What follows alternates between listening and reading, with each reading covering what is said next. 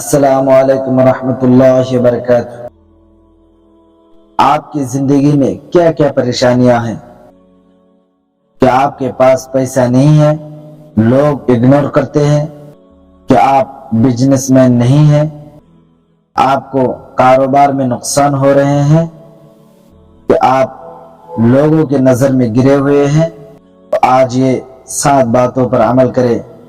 یہ سب مشکلیں اور یہ سب مسائل انشاءاللہ حل ہو جائیں گے۔ 7 باتیں کیا کیا ہے سنیے۔ نمبر 1، اپنی زبان کی حفاظت کرنا، اس لیے کہ اسی زبان ہی نے لوگوں کو مصیبت میں گراتی ہے، اور اسی زبان ہی کے ذریعہ بہت سے رشتہ قطع تعلق ہوتے ہیں، اور زبان کی حفاظت کے ذریعہ ہی سے بہت سے فتنوں سے بھی محفوظ ہو جاتا ہے۔ دوسری بات، گھر کی وسعت، چاہیے کہ تمہارا گھر تمہارے لیے گنجائش رکھے۔ اس کا مطلب یہ ہے کہ تم اپنا گھر چھوڑ کر باہر زیادہ مت رہا کرو۔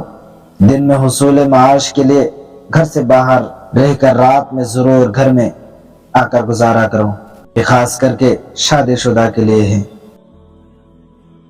تیسری بات، اپنے خطاؤں پر رویا کرو۔ اس کا مطلب یہ ہے کہ گناہوں پر اللہ کی بارگاہ میں رویا کرو۔ وہ شخص بڑی خوش نصیبی ہے جو اپنے خطاؤں اور گناہوں پر نادم ہو کر اپنے خالق کی بارگاہ میں گریہ زاری کرتا ہے۔ رات میں سوتے وقت سورہ اخلاص، سورہ فلق اور سورۃ الناس پڑھ کر سویا کرو۔ ان تینوں سورتوں کے پڑھنے سے انسان کے بدن پر نہایت اچھا اثر پڑتا ہے، اور یہ تینوں سورتیں بہت سی بیماری کی شفا ہے۔ 5ویں بات، جو تم سے قطع تعلق کرے تو اس سے صلح رحمی کرو، یعنی اس شخص کے ساتھ صلح رحمی اور جوڑ اور محبت کا معاملہ کرو۔ جو تمہارے ساتھ قطع تعلق اور توڑ کا معاملہ کرتا ہو، تم اس شخص کے ساتھ حسن سلوک کرو جو ہمیشہ تم کو نقصان پہنچاتے ہیں۔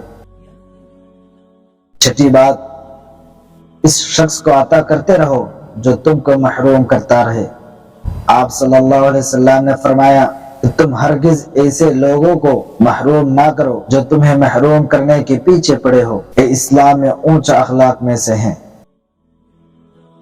7ویں بات، ایسے کو معاف کرو جو تم پر ظلم کرے، اس لیے کہ جب تم پر ظلم و زیادتی ہو جائے اور تم ظالم سے بدلہ نہ لو بلکہ بدلہ کے بجائے صبر کرتے رہو تو اللہ تعالی ضرور تمہاری عزت بڑھائے گی۔